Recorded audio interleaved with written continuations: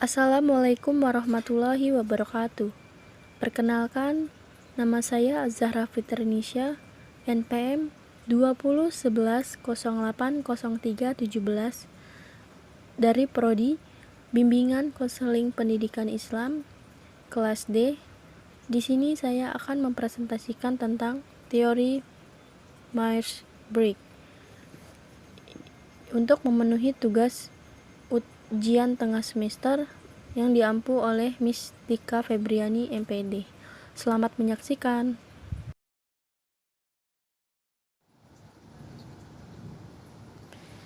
Teori tipe Myers-Briggs. Teori Myers-Briggs adalah teori psikologi yang didasarkan pada Carl Gustav Jung dan diadaptasi oleh Catherine Briggs pada tahun 1920-an. Karena perkembangan antropologi Myers-Briggs tidak biasa, akan sangat membantu untuk menjelaskan asal-usulnya secara singkat. Catherine Briggs bukanlah seorang psikolog, tetapi seorang pengamat orang yang tajam.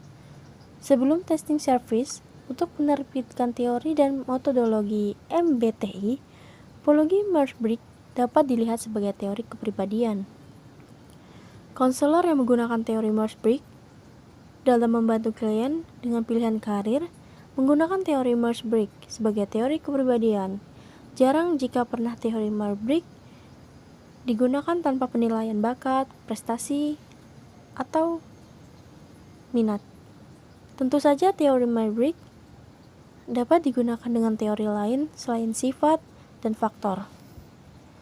Namun, itu cukup cocok dengan model tersedia dalam manual MBTI. Di sini ada 2 mode persepsi dan 2 mode penilaian. Yang pertama, 2 cara persepsi yang kontras adalah penginderaan dan intuisi. Penginderaan mengacu pada mengambil informasi dengan menggunakan proses visual dan pengendaraan bersama dengan bau, rasa, dan sentuhan. Yang kedua, 2 cara menilai. Sama seperti ada 2 jenis persepsi penginderaan dan intuisi, ada 2 jenis penilaian pemikiran dan perasaan.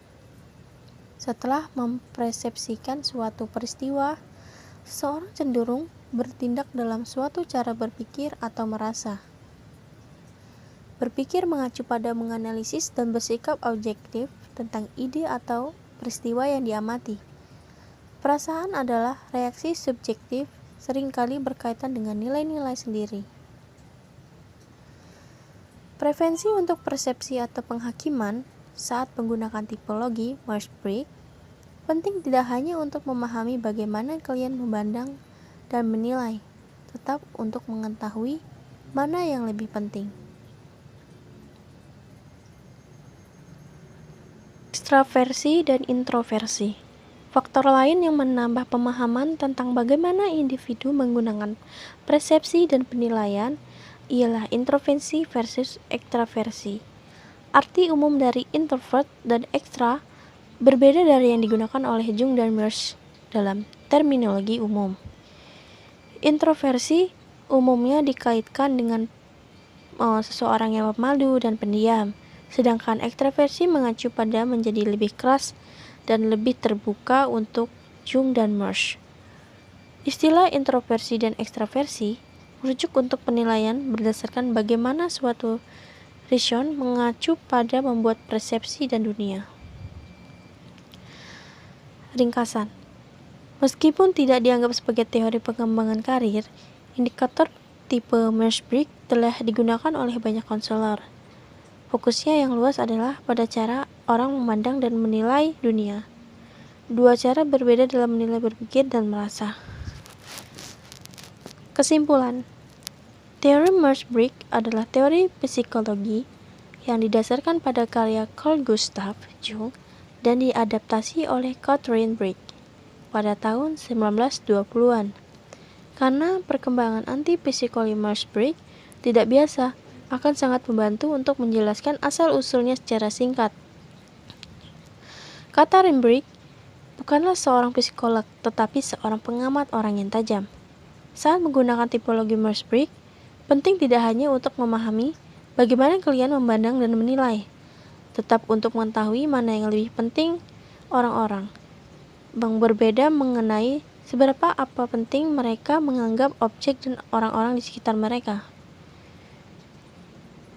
Beberapa membuat berdasarkan fakta yang relatif sedikit, sementara yang lain lebih suka menimbang banyak fakta sebelum mencapai penilaian. Untuk membuat keputusan, orang harus berhenti memahami dan kemudian menghakimi orang-orang yang memiliki sikap persepsi. Itulah presentasi dari saya. Wabillahi taufiq wal hidayah. Wassalamualaikum warahmatullahi wabarakatuh.